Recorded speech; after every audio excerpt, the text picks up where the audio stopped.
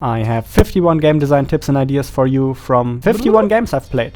I know, let's calm down. All of the games I'm about to show you are from Wowie Game Jam, and I hope that this video will be inspiring for everybody who's currently working on a game or looking for a game idea. Let's go. A couple of simple tricks like a vignette and drop shadows for your sprites can make your game look a lot better. Also in this case it's cool that the style stays consistent even in the menu. Healing and repairing your environment can be just as satisfying as tearing it down. Making a game where everything interacts with everything can yield some very interesting results. In this game here, for example, enemies are able to pick up objects and throw them at you. And this hydraulic press is not only able to crush you, but it is also capable of crushing enemies. That makes the entire game system pretty authentic and alive.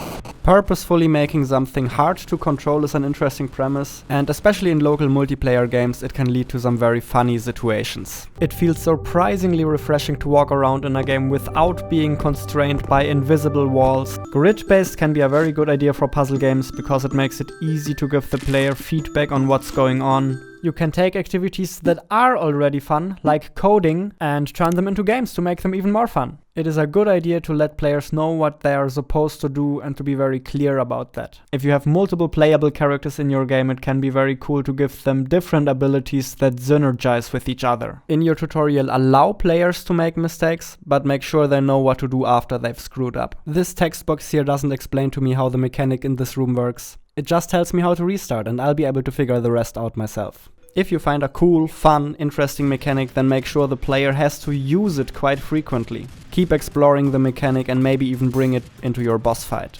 Simple game ideas can be surprisingly fun when well executed. If the controls feel tight, if the sound effects are rewarding, if the balancing is on point, it just feels nice. Don't be afraid to make an entirely abstract game, because they can often allow you to come up with very unique and interesting game systems. Making enemies fight amongst each other can create a really cool action-packed battlefield. It might be worth it to think about alternative input methods like voice control. If you need a tutorial screen, make one that is very easy to understand and also sets the right mood for the game. Also, the game looks pretty cool as well. Have you ever tried making a game where you control both the player as well as the enemies with the same keys? It's pretty interesting and I see potential for more games to try this. Take an existing game and turn it into something new and original. Here we have basically Tetris being played in two directions to build a tree. Pixel art games usually look a lot better when all of the pixels always have the same size. And as you can see here, minimalistic characters can look very nice with a good design. Smoothing the movement of some objects out a bit can have a nice feel to it, and having a colored stripe on your walls is a good way to make them more visible. Multi-purpose mechanics are always cool. In this case, shooting is used both for moving around as well as for killing enemies. Use mechanics that synergize with each other. For example, in this game you can shoot downwards to increase your jump height. Make your game sound nice, and don't be afraid to use a bit more abstract sounds.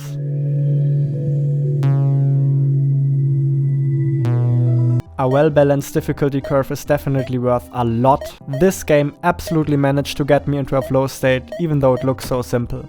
You can use music to communicate the current state of the game. Also, I think being able to bring objects from one level to another is an interesting mechanic, and probably something more developers should play around with. It can often look pretty dope to give your black tones a bit of color. The black in this game, for example, isn't really black, it's more of a dark red.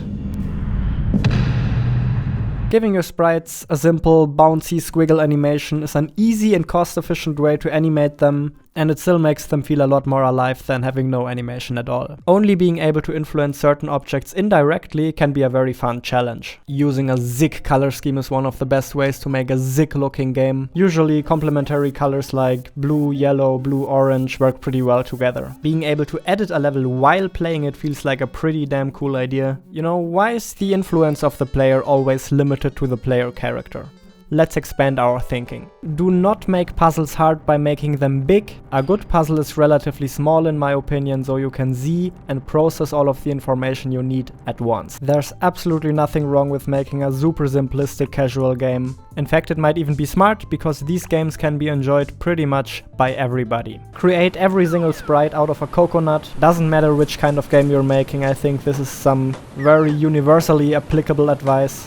It's so cute. Here we have another example for a great multi-purpose mechanic where shooting, jumping and running is all on the same button, and also it's a pretty nice color scheme. See, nothing fancy here, just nice colors. Two-phase gameplay can be quite fun, where you place a couple of objects in phase 1 and then see how they interact with each other in phase 2. Here we once again have great colors, a constant size for the pixels, multiple characters that complement each other with their abilities. Force the player to stay on the move and not just run in circles. And if you can, make the HP bar part of the enemy design, that's super cool. Make objects interact with each other, that's just interesting. In this game, enemies explode when they collide with each other, they can fight each other. You can even merge two items into a new one. If there are a lot of interesting interactions in your game, that means there's a lot to explore. You throw away a perfectly good hammer into the furnace. Good job. And another contestant for the best color scheme. Here the interesting thing is that you move all of your pieces in a row or column at once. Be smart about the way you implement your tutorial. Almost anything is better than a giant wall of text. Having the text on the side here and letting me try everything out myself feels like a pretty good solution.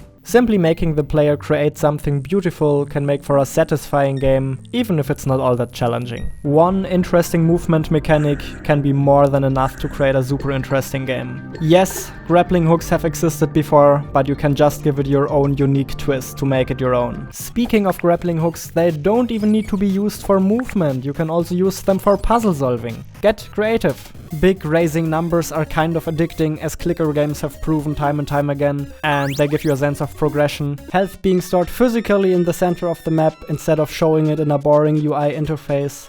Great idea. This character controls differently depending on how slim or fat he is. All of the interactions are pretty intuitive, you even lose a bit of weight when you jump. I also like that there are two losing conditions, becoming too fat and becoming too slim, both result in you losing. Using a cool background texture can level up the look of your game quite a bit, and if the objects around you interact with each other and not just with you, the game world feels a lot more alive. Don't underestimate text adventures. The beginning of this one captured me quite a bit actually. There somehow is something satisfying about cleaning up and clearing an entire level of dirt. Having to move multiple objects at once with a limited amount of moves is an interesting challenge. It was a 3-day game jam, and one interesting thing I tried to do with my game was to always keep it in a finished state. So here you can see it after day 1, you can already play it all the way through the game. Day 2, still a finished game. I just added a couple of new mechanics like the slide, and I improved the tutorial a bit. And on day 3, I just did polishing and created some custom sound effects. This feels like a pretty stress-free way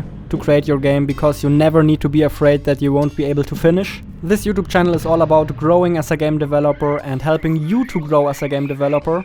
So I'm very happy that I finally got my hands on a lot of your games. Gives me a bit of an idea where my audience stands in terms of game development. And expect another video where we can address some of the issues I could see in this jam, some of the things we could try to work on together as a team, so we can all keep making better and better games. This is Jonas making games with you. See you in the next one.